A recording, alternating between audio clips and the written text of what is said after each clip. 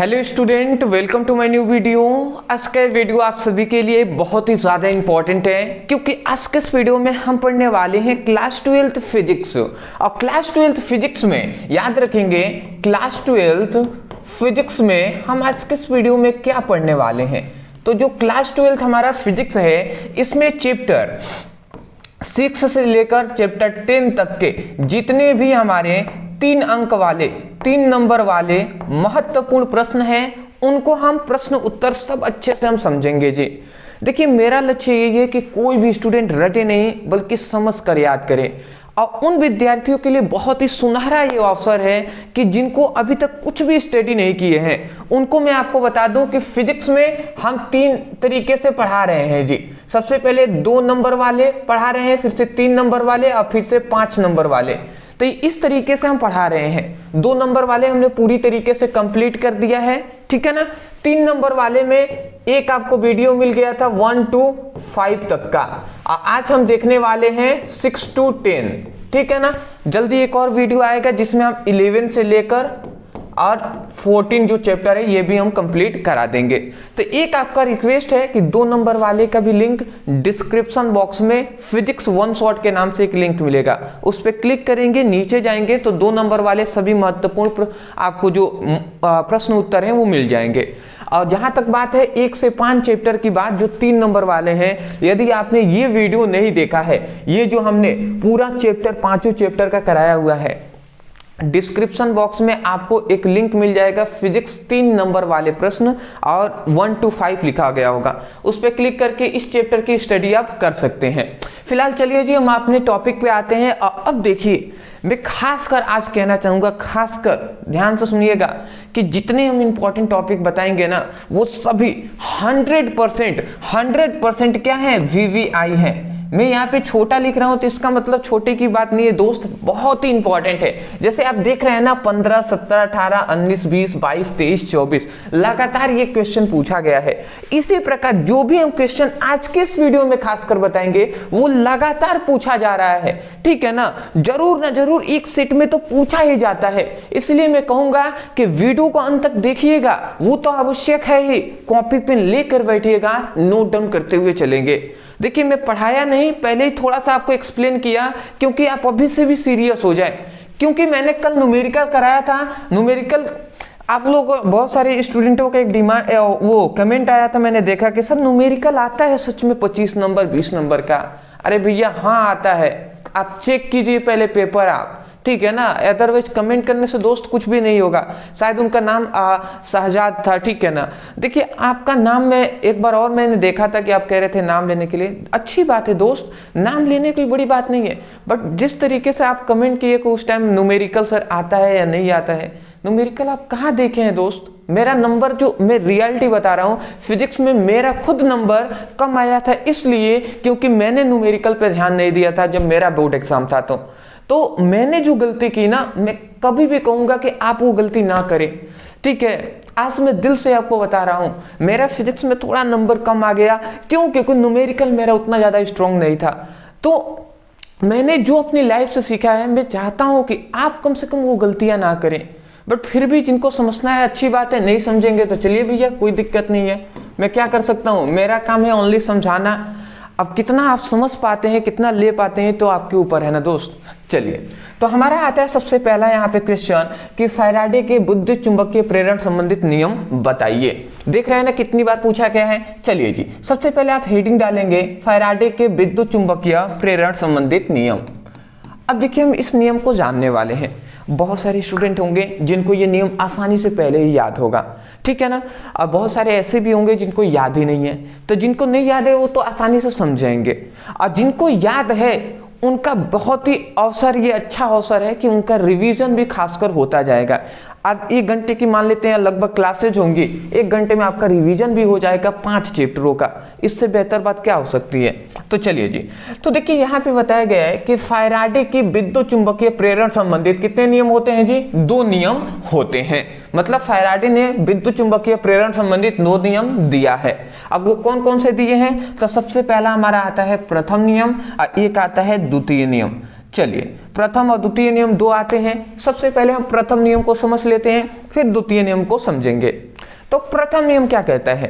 प्रथम नियम ये कहता है कि जब किसी कुंडली और चुंबक के बीच आपेक्षिक गति होता है तो चुंबकीय फ्लक्सों की संख्या में परिवर्तन होता है, जिसके कारण कुंडली में एक प्रेरित विद्युत वाहक बल उत्पन्न होता है, अर्थात प्रेरित धारा उत्पन्न होता है। देखिए समझ में आ गया तो अच्छी बात है, नहीं आया ना तो हम समझाएंगे। चलिए जी, क्योंकि मेरा लक्ष्य ये है कि कोई भी स्टूडेंट रटे नहीं बल्कि वो समझ कर याद करे। चलिए जी, तो यहाँ पे समझिएगा, मान लेते हैं सपोज डेट ये एक हमारा चुंबक है, ठीक है ना। सपोज डेट ये एक चुंबक है, ठीक है ना, जिसका ध्रुव क्या है? जिसका ध्रुव है ये नॉर्थ, ये साउथ, ये ध्रुव है। अब इस चुंबक के पास में एक हम कुंडली ले लेते हैं। इस चुंबक के पास में हमने एक कुंडली यहां पर ले लिया। अब कुंडली के पास हम एक क्या लगा देते हैं? धारामापी गैल्वेनोमीटर लगा देते हैं, ठीक है ना। ये हमने कर दिया। तो ये क्या है? ये एक चुंबक है। ये क्या है जी? चुंबक है। ये एक चुंबक है और ये क्या है? एक कुंडली है।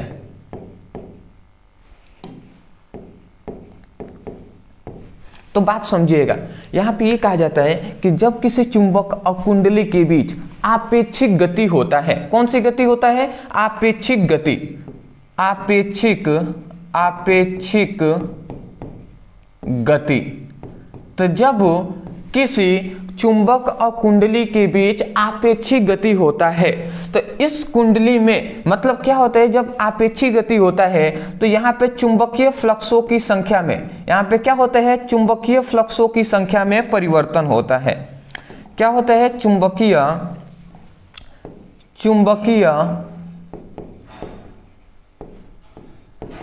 फ्लक्सों की संख्या में क्या होता है? परिवर्तन होता है। तो जैसे ही चुंबकीय फ्लक्सों की संख्या में, यहाँ पे चुंबक के पास चुंबकीय फ्लक्सों की संख्या में परिवर्तन होगा, तो जैसे ही परिवर्तन होगा तो ये जो इसके पास रखी कुंडली है ना, इसमें एक प्रेरित मतलब इसमें एक क्या होता है? प्रेरित, इसमें एक विद्युत वाहक बल उत्पन्न होता है। विद्युत वाहक बल उत्पन्न होता है जिसे हम क्या कहते हैं? जिसे हम प्रेरित विद्युत वाहक बल कहते हैं। प्रेरित विद्युत वाहक बल कहते हैं, वाहक बल कहते हैं, ठीक है ना। या इसे हम क्या कहते हैं? प्रेरित धारा कहते हैं। प्रेरित धारा के भी नाम से जानते हैं। तो आशा करता हूं इतनी बात समझ के होंगे। देखिए अब नियम आसानी से आप प्रथम नियम बोल देंगे। देखिए क्या कहा हमने ये कहा कि जब किसी चुंबक और कुंडली के बीच आपेक्षिक गति होता है तो क्या होता है? चुंबक में चुंबकीय फ्लक्सों की संख्या में परिवर्तन होता है, जिसके कारण इस कुंडली में एक विद्युत वाहक बल उत्पन्न होता है जिसे प्रेरित विद्युत वाहक बल कहते हैं, ठीक है ना। और इसी को हम प्रेरित धारा भी कहते हैं। तो इसलिए या तो प्रेरित विद्युत वाहक बल कह दें या अर्थात प्रेरित धारा उत्पन्न होता है, ऐसे कह सकते हैं। यही तो बात हमने यहाँ पे लिखा है कि जब किसी कुंडली, यहाँ पे देख लीजिए हमने लिखा है कि जब किसी कुंडली और चुंबक के बीच आपेक्षिक गति होता है तो चुंबकीय फ्लक्सों की संख्या में परिवर्तन होता है, ठीक है ना। यहां तक मैं बता दूं आपको कि जब किसी चुंबक और कुंडली के बीच आपेक्षिक गति होता है तो चुंबकीय फ्लक्सों की संख्या में परिवर्तन होता है, जिसके कारण कुंडली में एक प्रेरित विद्युत वाहक बल उत्पन्न होता है। जिसके कारण ये कुंडली है ना, उसमें क्या होता है? प्रेरित विद्युत वाहक बल उत्पन्न होता है और जिसे हम क्या कहते हैं? प्रेरित धारा कहते हैं। मतलब अर्थात प्रेरित धारा उत्पन्न होता है। समझ रहे हैं? तो आसानी से आपको ये लिखने के बाद ये फिगर आप बना लेंगे, ठीक है ना। आशा करता हूं आप समझ गए होंगे। तो प्रेरित धारा मतलब इसमें एक आई धारा बहने लगती है। अब आई धारा कैसे बह रही है ये कैसे पता चला? तो इसमें एक गैल्वेनोमीटर हमने धारा मापी लगाया हुआ है। तो ये क्या होता है? जब चुंबक और कुंडली के बीच आपेक्षिक गति होता है ना, तो ये जो धारा है, धारा मापी है, ये क्या होती है, विक्षेपित होने लगती है, हिलने लगती है। जैसे हमारी घड़ी का जो नीडल होता है, सुई होता है, वो हिलता है ना, तो उसी प्रकार ये हिलने लगती है, जिससे हमें ये पता चलता है कि इस कुंडली में क्या हो रहा है, एक प्रेरित विद्युत वाहक बल उत्पन्न हो गया है, अर्थात कहने का मतलब है प्रेरित धारा उत्पन्न हो गया है। तो आशा करता हूं आप समझ गए होंगे। तो इतना लिखने के बाद ये फिगर बना लेंगे। आपेक्षिक गति का मतलब क्या होता है, बहुत सारे स्टूडेंटों का कंफ्यूजन होगा, बहुत बार हमने बताया है, फिर भी बता दे रहा हूँ। इनमें से कोई को एक को स्थिर रखकर और दूसरे को गति तेजी से करा देना, तो उसको हम आपेक्षिक गति कह सकते हैं। जैसे मैं ज्यादा एक्सप्लेन नहीं कर रहा हूँ, ओनली बता रहा हूँ। जैसे चुंबक कुंडली है, इसको यहीं पर रख दिए, इस चुंबक को तेजी से पास लेकर गए, तो तेजी से पास लेकर गए ना, तो उससे भी आपेक्षिक गति कहेंगे। या इस चुंबक को यहीं पर रख दिए हैं, इस कुंडली को तेजी से चुंबक के पास लेके आते हैं या चुंबक के चारों ओर घुमाते हैं, तो वो भी क्या होगा, आपेक्षिक गति ही होगा। ठीक है, चलिए जी, इतना लिखने के बाद ये फिगर बना लेंगे, क्योंकि मेरा दोस्त यही लक्ष्य है कि कोई भी स्टूडेंट रटना नहीं है, समय तो यूं ही कम है हमारे पास, हमें समझ कर याद करना है। ठीक है ना। चलिए दूसरा हमारे यहाँ पे आता है, दूसरा बात में ये बताया जाता है कि फैराडे के द्वितीय नियम के अनुसार चुंबकीय फ्लक्सों की संख्या में परिवर्तन की दर प्रेरित विद्युत वाहक बल के समानुपाती होता है। नहीं आया, चलिए हम समझा देते हैं। देखिए फैराडे ने अपने द्वितीय नियम में ये बताया कि जो चुंबकीय फ्लक्सों की संख्या में परिवर्तन की जो दर होता है, मतलब उन्होंने ये बताया ना कि डी फाई बाई dt जो होता है वो समानुपाती होता है प्रेरित विद्युत वाहक बल के। यही तो उन्होंने बताया जी, फैराडे ने अपने द्वितीय नियम में यही फॉर्मूले को ही एक्सप्लेन किया है, जहां पर ये डी फाई क्या है, यही है चुंबकीय फ्लक्सों की संख्या में परिवर्तन, चुंबकीय फ्लक्सों की संख्या में परिवर्तन। और ये टी क्या है, dt क्या है, परिवर्तन होने में लगा समय, तो ओनली मैं समय यहां पे लिख दे रहा हूं, मतलब याद रखेंगे परिवर्तन होने में लगा समय है। और ये क्या है, ये है प्रेरित विद्युत वाहक बल। ये क्या है, ई क्या है, मतलब हम कह सकते हैं प्रेरित विद्युत वाहक बल। ठीक है ना। तो यहाँ पे तो यही कह रहे हैं हम कि फैराडे के द्वितीय नियम के अनुसार चुंबकीय फ्लक्सों की संख्या में परिवर्तन की दर, देखिए समय को ना हम हिंदी जब परिभाषा करते हैं तो उस समय पर दर कहते हैं, तो हम यही कह रहे हैं कि फैराडे के द्वितीय नियम के अनुसार चुंबकीय फ्लक्सों की संख्या में परिवर्तन की दर प्रेरित विद्युत वाहक बल के समानुपाती होता है। ये समानुपाती का ही तो चिन्ह है, तो यही बात हमने यहाँ पे लिखा है, फैराडे के द्वितीय नियम के अनुसार चुंबकीय फ्लक्सों की संख्या में परिवर्तन की दर प्रेरित विद्युत वाहक बल के समानुपाती होता है। आशा करता हूँ समझ गए होंगे। स्क्रीनशॉट ले लीजिए, आगे बढ़ेंगे क्योंकि समय कम है, मुझे थोड़ा सा कहीं जाना भी है, मेरा पेपर है, एग्जाम है आज। बहुत ही सुबह में उठकर मैं आपके लिए पढ़ा रहा हूँ क्योंकि मैं जानता हूँ आज टाइम नहीं मिलेगा। सुबह जैसे ही उठाऊँ, नहा के फ्रेश होकर तुरंत मैं आकर पढ़ा रहा हूँ।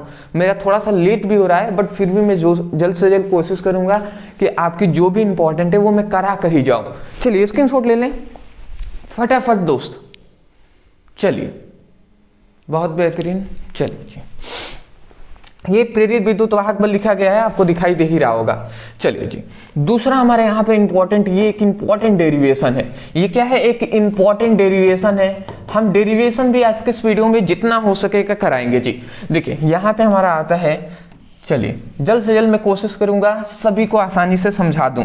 कह रहा है धारावाही लंबी परिनालिका के स्वप्रेरकत्व का सूत्र स्थापित कर लीजिए। देख सकते हैं लगभग बार ये पूछा गया है, तो चलिए जी हम इसको करते हैं। कह रहे हैं धारावाही लंबी परिनालिका में स्वप्रेरकत्व का सूत्र स्थापित कीजिए। तो यहाँ पे एक हम लंबी परिनालिका सबसे पहले बना लेते हैं। तो एक हम लंबी इस तरीके से परिनालिका हमने बना लिया।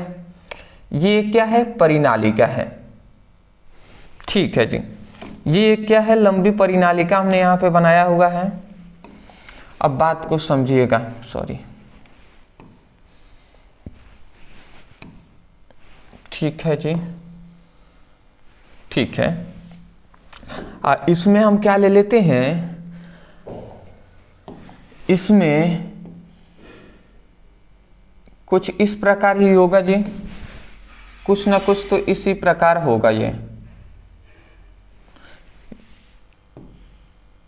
जो हम लंबी परिनालिका की बात कर रहे थे वो देख लीजिए, कुछ इस प्रकार होगा। धारावाही लंबी परिनालिका मतलब ये एक लंबी परिनालिका हो गया जिसकी अनुप्रस्थ काट का क्षेत्रफल, ये याद रखेंगे, जिसका अनुप्रस्थ काट का क्षेत्रफल क्या है, जिसका अनुप्रस्थ काट का क्षेत्रफल a है और जिसकी लंबाई क्या है, स्मॉल l है। ठीक है, अनुप्रस्थ काट का क्षेत्रफल मतलब मोटाई इसका क्या है, a है और लंबाई क्या है, l है।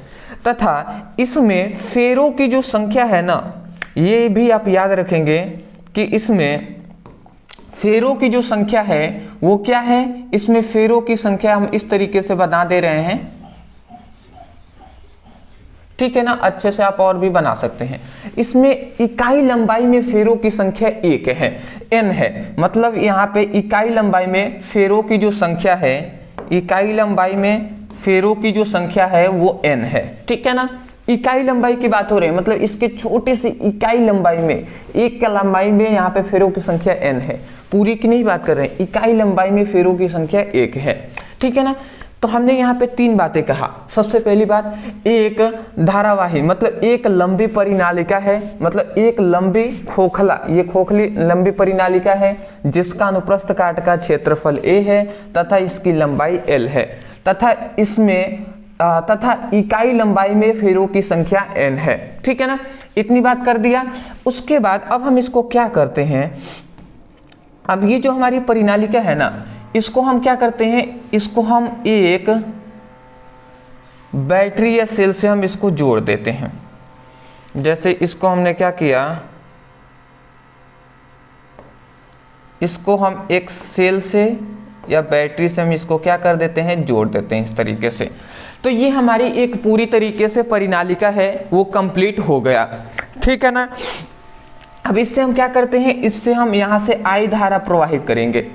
तो नॉर्मल सी बात है, देखिए ये हमारा क्या है, एक धारावाही लंबी परिनालिका है। तो धारावाही कब होगा, धारावाही कह रहा है, धारा जब हम इसमें प्रवाहित करेंगे तभी तो धारावाही परिनालिका होगा ना। तो जैसे ही हम इस सेल या बैटरी से हम इसमें धारा प्रवाहित करते हैं ना, तो ये जो है ना, जो लंबी परिनालिका है ये एक चुंबक के भांति व्यवहार करने लगता है। क्यों, क्योंकि यहाँ पे ये क्या है, धारावाही परिनालिका है, तो यहाँ पे जैसे ही धारा जाएगा ना, तो ये इसमें से बहुत सारे चुंबकीय फ्लक्स निकलने लगेंगे, मतलब ये चुंबक के भांति व्यवहार करने लगेगा। ठीक है ना, तो यही बात है जी। तो इसको थोड़ा सा आप चाहें तो सबसे पहले एक्सप्लेन, चाहे नहीं आपको एक्सप्लेन करना ही होगा। क्या क्या लिखेंगे जी, तो मैं बोल दे रहा हूं, आप लिखेंगे माना कि एक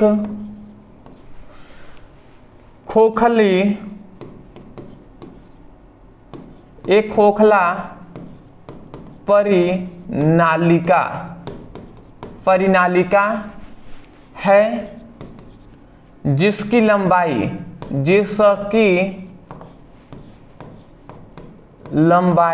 क्या है, जिसकी लंबाई L तथा अनुप्रस्थ काट का क्षेत्रफल, अनुप्रस्थ काट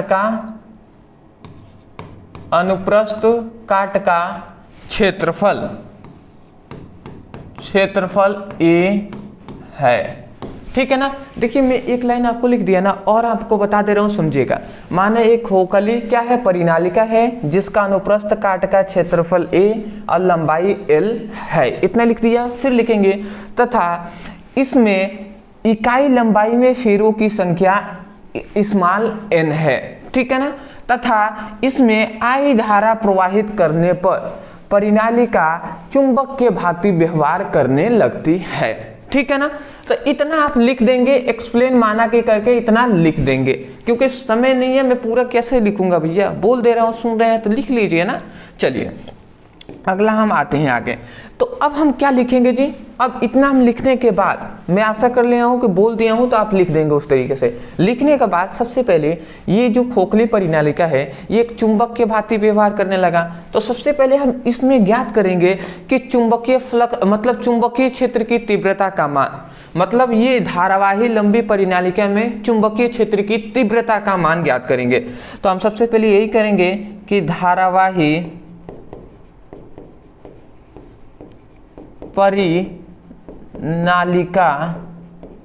परिनालिका में चुंबकीय क्षेत्र की तीव्रता, चुंबकीय क्षेत्र की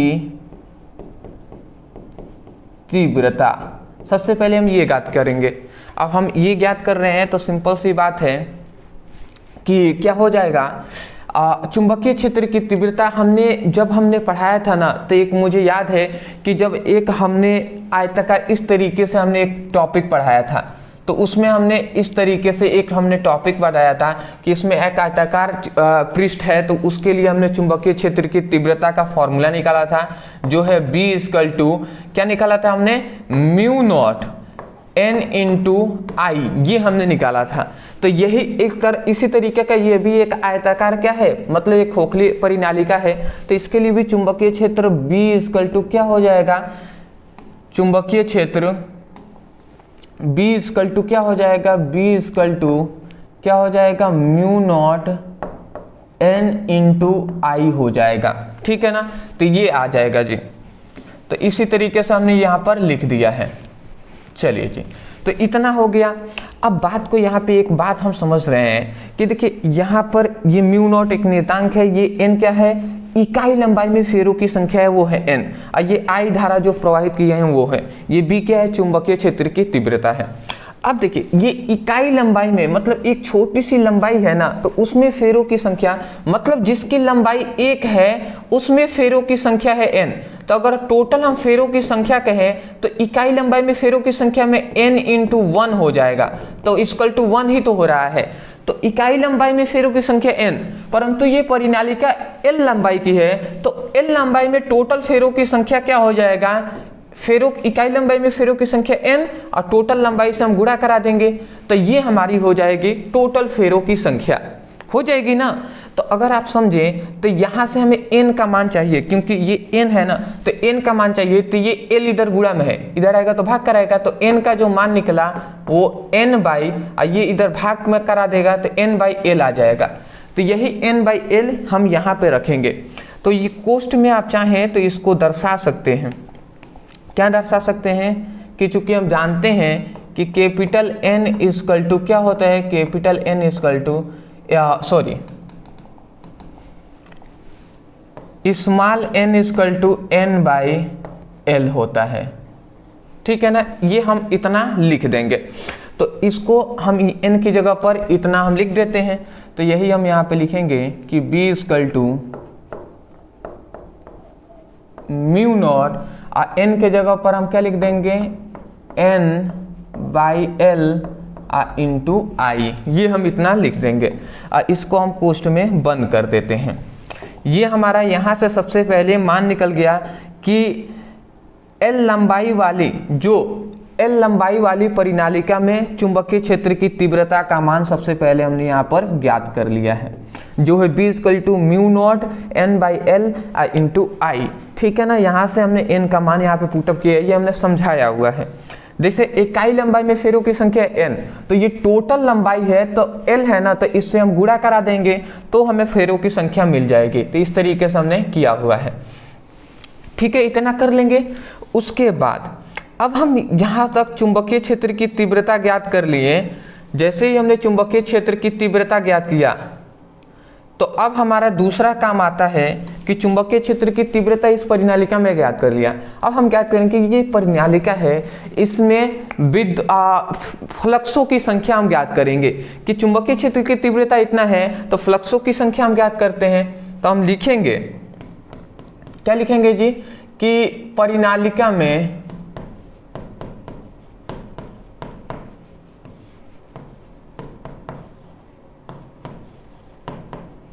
चुंबकीय फ्लक्स, परिनालिका में चुंबकीय फ्लक्स। तो चुंबकीय फ्लक्स क्या होता है, चुंबकीय फ्लक्स को phi से प्रदर्शित करते हैं। और चुंबकीय फ्लक्स का हम फॉर्मूला जानते हैं, phi b = BA cos theta होता है, यही होता है ना।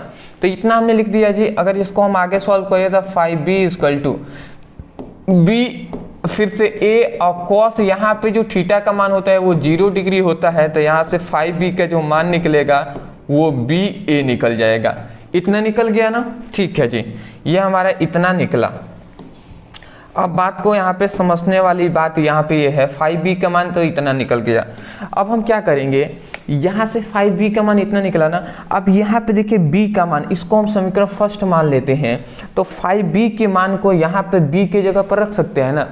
तो समीकरण फर्स्ट से यहाँ पे हम लिख देंगे समीकरण फर्स्ट से, और समीकरण फर्स्ट से हम b के जगह पर ये हम इतना वैल्यू को रखते हैं यहाँ पे। तो हम क्या रख देंगे, phi b = b के जगह पर हम लिख देंगे mu naught n l y l l i into a, ये हम इतना रख दिए। इतना सबसे पहले b का मान रखे हैं, फिर से a है तो a का मान हमने इतना रख दिया है, ठीक है जी। अब हम इतना जैसे ही कर दिए, ठीक है ना, तो इतना हो गया, ठीक है जी, इतना हो गया ना। तो अब हम इसको यहाँ पे कोष्ठ में बंद कर देते हैं, ठीक है। तो यहाँ पे देखिए सबसे पहले हमने इस परिनालिका में चुंबकीय क्षेत्र की तीव्रता निकाला, जैसे ही निकल गया है ये, तो फिर से इस परिनालिका में हमने चुंबकीय फ्लक्स का मान निकाला है। और ये फ्लक्स का मान जैसे ही निकला तो यहाँ पे B के मान को यहाँ से हमने पुटअप कर दिया, तो ये चुंबकीय फ्लक्स का मान निकल गया है। अब जैसे ही इतना निकल गया ना, तो हम एक बात जानते हैं, हमें क्या ज्ञात करना है, धारावाही लंबी परिनालिका में स्वप्रेरकत्व। और स्वप्रेरकत्व का एक फॉर्मूला हम जानते हैं, उसमें हमें क्या बताया जाता है कि जो फ्लक्सों की संख्या में परिवर्तन होता है ना, वो प्रेरित धारा के क्या होता है, समानुपाती होता है। ये हमें बताया गया है। हमने ये भी पढ़ा है कि जब यही समानुपाती का चिन्ह हटता है तो यहाँ पे एक नियतांक आता है L × I। यही L क्या है, स्वप्रेरकत्व होता है, स्वप्रेरण यही न होता है जी। तो यहाँ से I इधर आ जाता है, तो यहाँ से L क्या मान जो आता है वो phi b/I आ जाता है। ये हम L का मान हम जानते हैं। तो अब क्या करेंगे, ये जो phi है ना, phi के मान को यहाँ पे पुटअप करेंगे। तो यही बात अब हम लिखते हैं यहाँ पे, क्या लिखेंगे जी, कि हम जानते हैं, चूंकि हम जानते हैं, क्या जानते हैं, स्वप्रेरकत्व, स्वप्रेरण, ठीक है ना, या स्वप्रेरकत्व भी लिख सकते हैं। तो स्वप्रेरण का एक फॉर्मूला हम जानते हैं, वो क्या जानते हैं जी, हम जानते हैं कि जो L = होता है ना, वो phi b/, क्या होता है, I होता है। ये हम जानते हैं फॉर्मूला, जहाँ पे phi b क्या है, जो phi b है वो चुंबकीय फ्लक्सों की संख्या में परिवर्तन है, I क्या है, धारा है, ठीक है जी। इतना हो गया।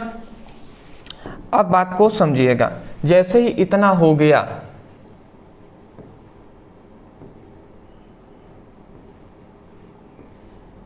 ठीक है, इतना जैसे ही हो गया, उसके बाद आप समझिएगा कि L =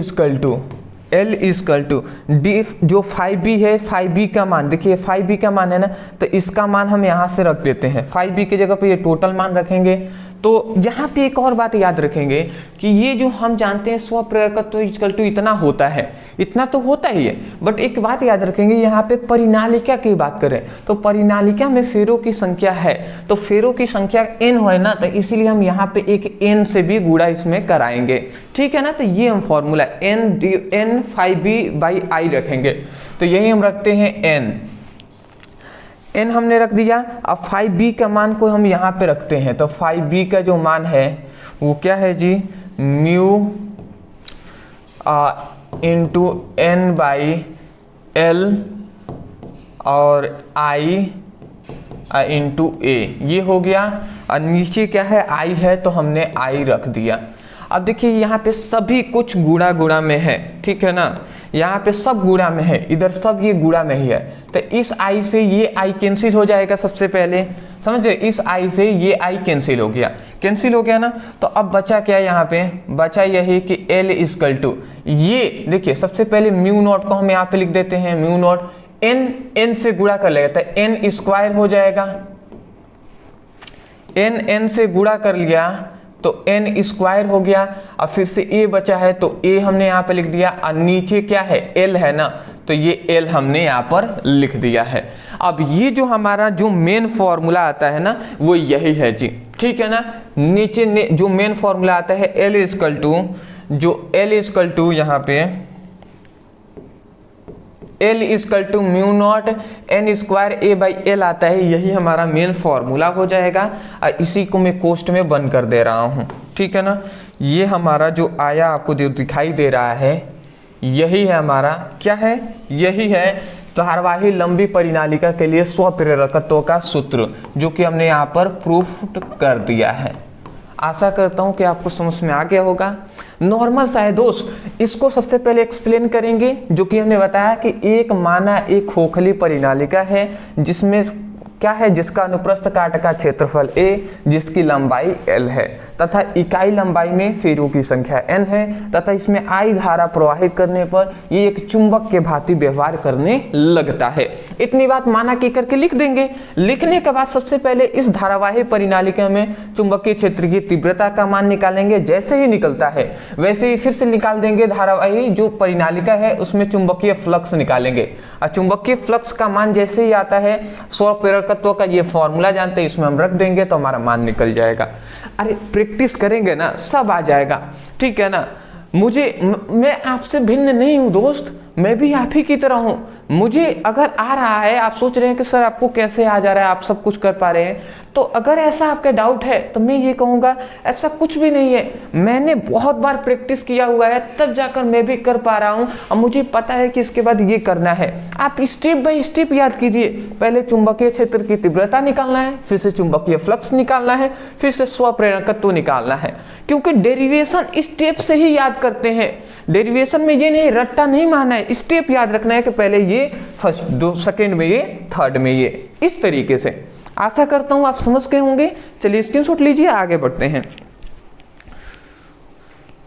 टाइमिंग का तो चलिए दोस्त थोड़ा सा हम जल्दी चलेंगे, ठीक है ना।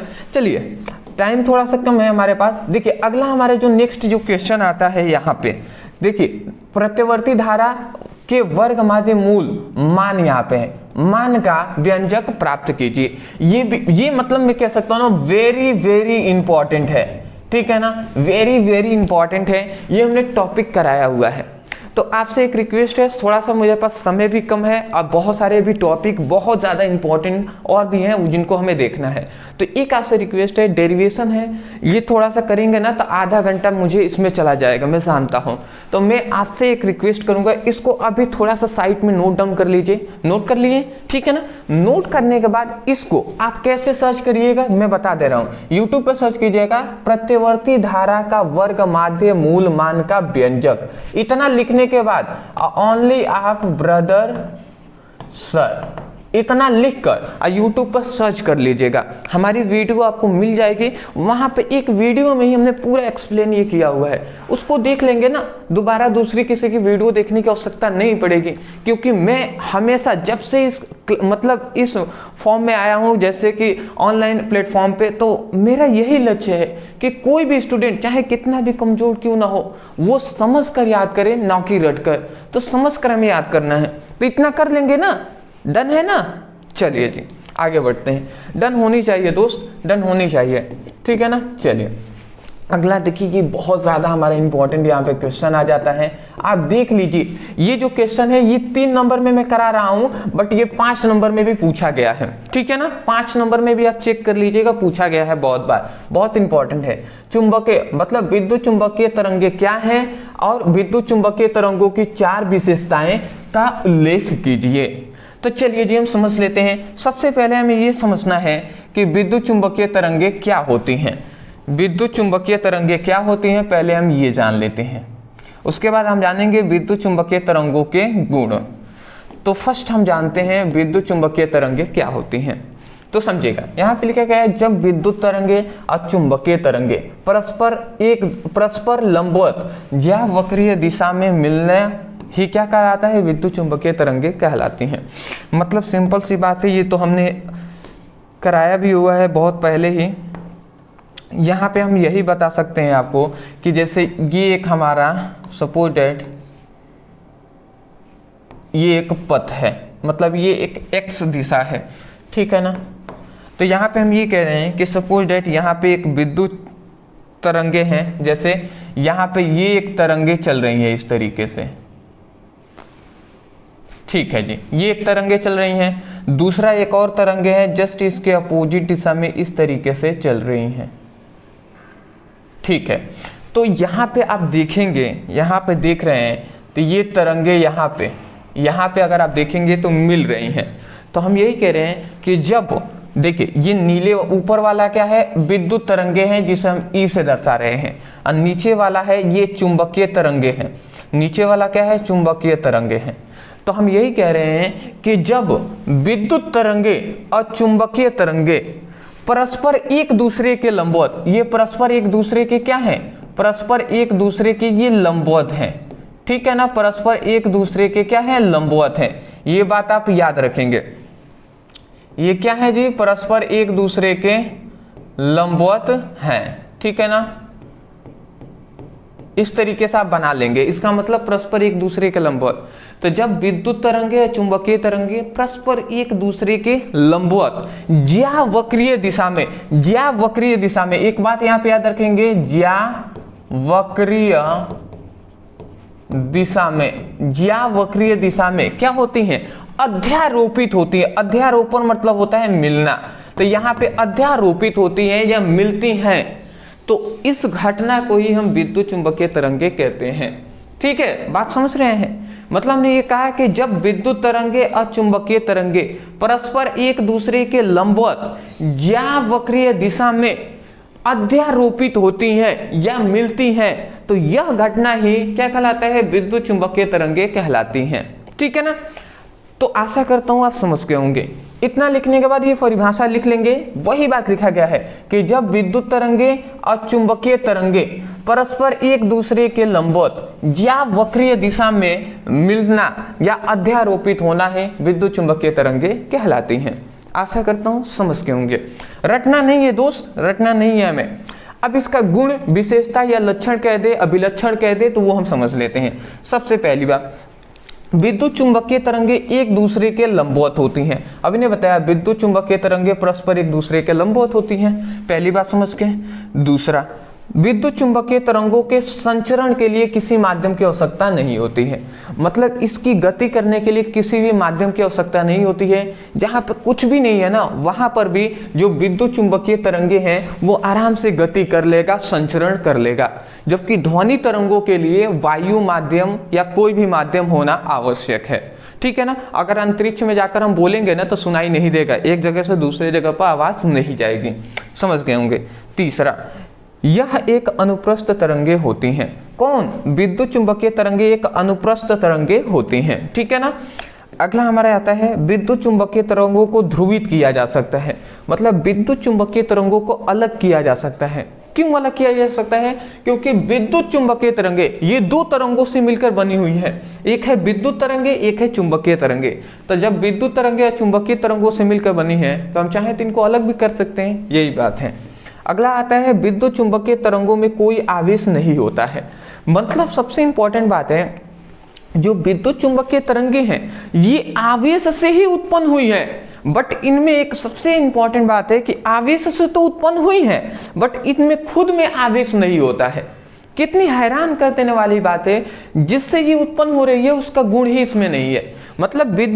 मतलब आवेश के कारण ही विद्युत चुंबकीय तरंगे उत्पन्न होती हैं, और खुद जब विद्युत चुंबकीय तरंगे उत्पन्न होंगी तो इसमें अगर हम देखें आवेश, तो आवेश ही नहीं होता है, ठीक है ना। ये बातें हैं जी।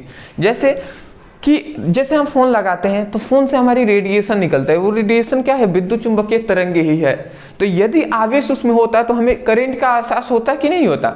अभी मैं मोबाइल लेकर यहाँ से कॉल लगाऊं तो जाएगा कि नहीं जाएगा कॉल, बिल्कुल जाएगा। इसका मतलब विद्युत चुंबकीय तरंगें हमारी पूरी आसपास है। आगे अगर आसपास है और उसमें आवेश होता तो हमें एक झटके का अनुभव होता। समझ रहे हैं? चलिए जी स्क्रीनशॉट ले लें, आगे बढ़ते हैं दोस्त फटाफट। बहुत बेहतरीन।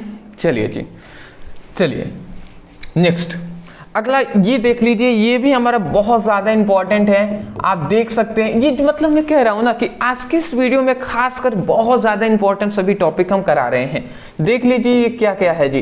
कह रहा है विद्युत चुंबकीय स्पेक्ट्रम के मुख्य भागों को उनके तरंगदैर्घ्य परास के साथ लिखिए। मतलब विद्युत चुंबकीय स्पेक्ट्रम का पूरा आपको एक्सप्लेन करना है, ठीक है ना। यहाँ पे तरंग परास के लिखा गया है कि उनके मुख्य भागों का तरंग परास के साथ लिखना है, ठीक है ना। तो वो हम करेंगे, बट ये क्वेश्चन ना मतलब हम नहीं कहते हैं, आप देखे भी होंगे कि एक ही क्वेश्चन को 5-7 बार किसी अलग अलग तरीके से पूछा गया है। किसी में थोड़ा सा और कुछ अलग पूछा गया है, किसी में थोड़ा और एक्स्ट्रा कुछ बढ़ा दिया गया है, तो इस तरीके से पूछा जाता है। तो मोस्टली हम सब एक्सप्लेन करेंगे, क्योंकि कुछ भी पूछे हमें इतना ये सभी कुछ लिखना है तभी जाकर मिलेंगे। सबसे पहले हम ये जानते हैं कि विद्युत चुंबकीय स्पेक्ट्रम क्या होते हैं जी, ठीक है ना। सबसे पहले हम यही जानेंगे कि विद्युत चुंबकीय स्पेक्ट्रम क्या होते हैं, इसको हम सबसे पहले जानते हैं। तो देखिए यहाँ पे नाम ये सब याद रखेंगे, क्योंकि नाम ही मेन है इसमें। देखिए यहाँ पे नाम क्या मेन रखना है कि देखिए जब गामा किरणें, एक्स किरणें, परावैंगनी किरणें, अदृश्य विकिरण, अवरक्त विकिरण, माइक्रो तरंगे और रेडियो तरंगों के तरंगदैर्घ्य के बढ़ते हुए क्रम में रखा जाता है तो एक स्पेक्ट्रम प्राप्त होता है, जिसे हम विद्युत चुंबकीय स्पेक्ट्रम कहते हैं। आशा करता हूं आप समझ गए होंगे। देखिए जब गामा किरणें, एक्स किरणें, परावैंगनी किरणें, अदृश्य विकिरण, अवरक्त विकिरण, माइक्रो तरंगों और रेडियो तरंगों को तरंगदैर्घ्य के किसके हम कह रहे हैं, तो हम कह रहे हैं तरंगदैर्घ्य के,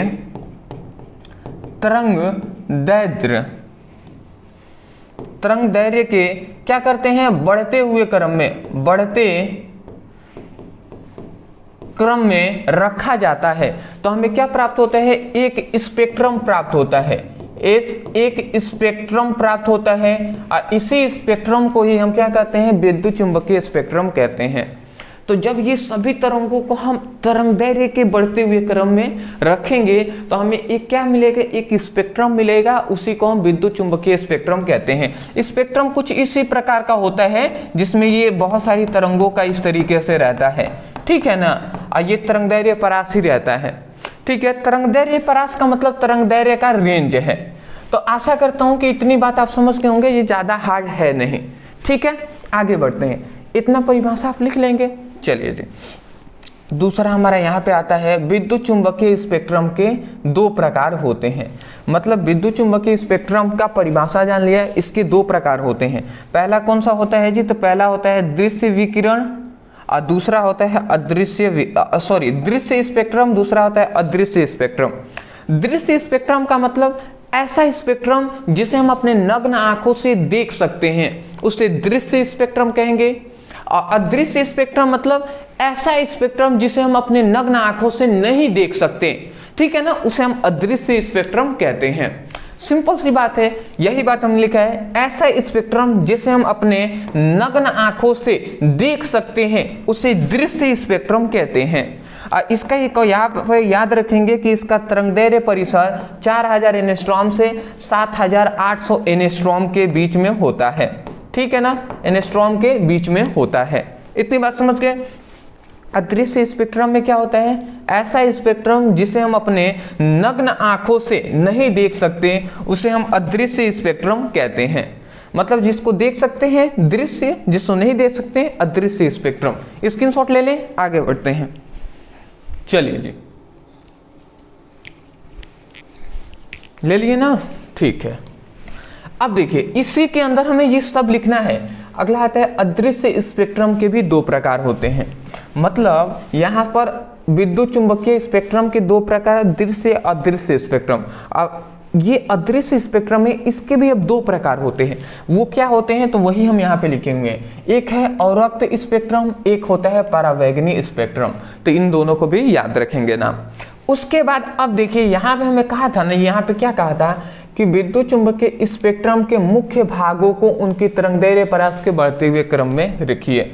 तो मुख्य भाग कौन कौन सा है? गामा किरण, एक्स किरण, सभी मुख्य भाग ही तो हैं विद्युत चुंबकीय स्पेक्ट्रम का। तो यही बात यहाँ पे हमने लिखा हुआ है। अब क्या हमने लिखा है यहाँ पे देखिए, उनके तरंगदैर्घ्य परास के, तरंगदैर्घ्य परिसर के बढ़ते हुए क्रम में हमने लिखा हुआ है। शुरू से कम से फिर से बढ़ाकर हमने इस तरीके से लिखा हुआ है। सबसे पहले हमारा लिखेंगे हम गामा किरणें, ठीक है ना। सबसे पहले हमने यहाँ पे गामा किरणें लिखा है, जिसका तरंगदैर्घ्य परिसर क्या होता है 1 × 10⁻14 से 1 × 10⁻10 मीटर तक होता है, ठीक है ना, याद रख लेंगे। उसके बाद एक्स किरणें हमारी आती है। एक्स किरण में क्या होता है, तरंगदैर्घ्य का परिसर जो होता है, तरंगदैर्घ्य परिसर मतलब कि तरंगों का रेंज कितना है, कहाँ तक वो पहुंच पाता है, वही बात है। तो तरंगदैर्घ्य परिसर कितना है 10⁻13 से लेकर, ठीक है ना, 10⁻13 से 3 × 10⁻8 मीटर तक होता है एक्स किरण का। परावैगनिक किरण की अगर हम बात करें तो इसका तरंगदैर्घ्य परिसर 6 × 10⁻6 से 4 × 10⁻7 मीटर तक होता है। अगला आता है दृश्य विकिरण। दृश्य विकिरण में तरंगदैर्घ्य परिसर क्या है 4 × 10⁻7 से 7.8 × 10⁻7 तक होता है, याद रखेंगे। अवरक्त विकिरण, इसमें तरंगदैर्घ्य परिसर 7 × 10⁻7 से लेकर 5 × 10⁻3 के मीटर तक होता है। माइक्रो तरंगों में क्या होता है, इनका तरंगदैर्घ्य परिसर 1 × 10⁻7 से 3 × 10⁻1 तक होता है। अगला आता है रेडियो तरंगों का तरंगदैर्घ्य परिसर 1 × 10⁻1 से 10⁻4 मीटर तक होता है। तो ये आप स्क्रीनशॉट ले लें, इसको याद ही करना पड़ेगा, ठीक है ना, ये सब लिखेंगे। तो यदि आपको देख लीजिए, सुन लीजिए, अगर 3 नंबर 5 नंबर में एक क्वेश्चन आता है, वहां पे नाम दे दिया विद्युत चुंबकीय स्पेक्ट्रम, स्पेक्ट्रम आप देख लीजिए विद्युत चुंबकीय स्पेक्ट्रम, तो क्वेश्चन कितना भी घुमाए आपको चुपचाप यहां से लिखना है इस तरीके से, और यहां तक आपको लिखना है, ठीक है ना। 3 नंबर पूछ लिए, 5 नंबर पूछ लिए, यहां तक लिखना ही है, ठीक है। स्क्रीनशॉट ले लें, आगे बढ़ते हैं। चलिए नेक्स्ट, अब हमारा यहां पे आता है, देखिए समय तो कम है, नहीं तो मैं पढ़ा देता इसको भी, बट आपसे रिक्वेस्ट है पढ़ लेंगे आप इसको। देखिए समय मेरा मतलब इजाज़त दे रहा है, मुझे जाना पड़ेगा, आवश्यक है, ठीक है ना, पेपर है, अब मैं क्या कर सकता हूँ। तो आज हो सकता है, आज में तो मुझे ये चांसेस ही नहीं था कि वीडियो आ पाएगा, ठीक है ना, बट मैंने कहा कि भले कुछ भी हो जाए, एग्ज़ाम बहुत ही नज़दीक है, सुबह कितना सीख रहा है, मतलब मुझे सुबह में उठना पड़े, मैं तुरंत सुबह में जैसे ही उठा हूँ ना, उसके बाद इतने ठंडी में मैं नहा कर फ्रेश होकर चुपचाप, और फिर भी मैं पढ़ाने के लिए आपको आ गया। तो मैं चाहता हूं कि आपकी अच्छे तरीके से स्टडी हो, आप अच्छे तरीके से पढ़ाई करें और आगे बढ़ें, ठीक है ना। तो बस मैं यही कहूँगा ना, आप भी अपने प्रति थोड़ा सा सीरियस हो जाएंगे ना, तो मुझे अच्छा लगेगा। जैसे मुझे कल बहुत ही दुख लगा कि मैंने न्यूमेरिकल के लिए आपको वीडियो अपलोड किया, और न्यूमेरिकल के लिए थोड़ा सा बहुत सारे स्टूडेंट हैं जिनको कम थोड़ा सा रुचि है, तो क्यों ऐसा गलती कर रहे हैं आप? जो मैंने गलती किया वो आप क्यों कर रहे हैं? तो ये बातें मुझे बहुत ही दुख लगी कल, ठीक है ना। तो न्यूमेरिकल यदि आप नहीं देख रहे हैं तो अभी भी चैनल पे अपलोड है, जाकर देखिए न्यूमेरिकल को। न्यूमेरिकल का लिंक डिस्क्रिप्शन बॉक्स में भी आपको मिल जाएगा, तो वहाँ से भी जाकर न्यूमेरिकल फिजिक्स का है, केमिस्ट्री का है, पढ़िए, टेंशन ना लें। आपको जो 3 नंबर वाला आज कंप्लीट हो गया ना, एक और चैप्टर बचा हुआ है, जो क्या है जो आपका 11 से 14 तक का, इसके भी 3 नंबर वाले जल्द ही आपको पार्ट 3 जो है ना, इसका पार्ट 3 ये भी आपको जल्द ही मिलेगा। और ये कंप्लीट होने के बाद फिर केमिस्ट्री भी हम कराएंगे दोस्त, केमिस्ट्री के लिए भी बहुत सारे स्टूडेंट परेशान हैं, ये भी हम कराएंगे। इंग्लिश के लिए मैं देख रहा हूँ कि बहुत सारे स्टूडेंट कह रहे हैं कि सर इंग्लिश का भी करा दीजिए, सप्लीमेंट्री के क्वेश्चन आंसर। मैं देखता हूँ प्रत्येक आपके कमेंट को, भैया मैं मतलब बिल्कुल कराऊंगा यार, बस थोड़ा सा आप वेट कर लीजिए, क्योंकि बहुत सारे स्टूडेंटों का डिमांड ये है कि सर फिजिक्स पहले करा दीजिए फिर इंग्लिश का। मैं सब करा रहा हूँ, जो भी वीडियो चैनल पे अपलोड हो बस मन लगा कर पढ़ाई कीजिए, थोड़ा सा एक छोटी सी मैं रिक्वेस्ट करूंगा, इस टॉपिक को आप खासकर पढ़ लीजिएगा, ठीक है ना। देखिए ये सब टॉपिक हमने पहले कराया हुआ है। मैंने पर्सनली एक एक टॉपिक को क्यों पढ़ाता था, क्योंकि मैं जानता था कि एक वीडियो में इतना बड़ा बड़ा टॉपिक है ना कि पढ़ाना संभव नहीं होगा। 10 टॉपिक को पढ़ाऊंगा तो हमारा कम से कम 3 घंटे 4 घंटे की एक वीडियो बनेगी और इतना बोरिंग लगने लगेगा स्टूडेंटों की क्लासेस। इसलिए मैं चाहता हूं कि आप सुनिएगा, इसको आप क्या करके सर्च कर लेंगे, मिल जाएगा। कह रहे संयुक्त सूक्ष्मदर्शी क्या है, इसके द्वारा बने प्रतिबिंब, रेखाचित्र और आवर्धन क्षमता की गणना कीजिए। देखिए इस तरीके से क्वेश्चन बहुत बार घुमाया गया है। आपको ज्यादा कुछ नहीं देखना है, आपको देखना है कि ये संयुक्त सूक्ष्मदर्शी पूछा जा रहा है या नहीं। पूछा गया ना तो हम जितना हम बताते हैं उतना लिख लीजिएगा। आप लिखिएगा संयुक्त सूक्ष्मदर्शी, ठीक है ना, इस तरीके संयुक्त सूक्ष्मदर्शी, संयुक्त सूक्ष्मदर्शी अ ब्रदर सर, ठीक है ना। ये इतना लिखकर आप सर्च कर लीजिए यूट्यूब पर, अभी हमारी वीडियो मिल जाएगा, इसको आप पढ़ लीजिएगा। एक और हमने बताया है, एक और हमने ये टॉपिक को हमने कहा था कि प्रत्यवर्ती धारा का वर्ग माध्य मूलमान, ये अभी आज ही, ऐसा नहीं है कि आप फिर से भागने लगे तो ऐसा नहीं, इसको भी अभी पढ़ लीजिए, ठीक है ना, सर्च करके। जब पढ़ लेते हैं उसके बाद आपको डिस्क्रिप्शन बॉक्स में, इसी के डिस्क्रिप्शन बॉक्स में एक लिंक मिलेगा जिसमें हमने चैप्टर ये पढ़ाया हुआ है, चैप्टर 1 to 5 पढ़ाया हुआ है, 1 to 5 तक का सभी इंपॉर्टेंट 3 नंबर वाले प्रश्न, इसको भी जाकर देख लीजिएगा, ठीक है ना। तो चलिए दोस्तों आज के लिए इतना ही, मिलते हैं कल एक नए टॉपिक के साथ एक नए वीडियो में। Thank you so much for watching this video, thank you. हाँ, चैनल पे नए होंगे ना सब्सक्राइब कर देंगे। डिस्क्रिप्शन बॉक्स में सभी सब्जेक्ट का लिंक है, जाइए वहां से स्टडी कीजिए। Thank you.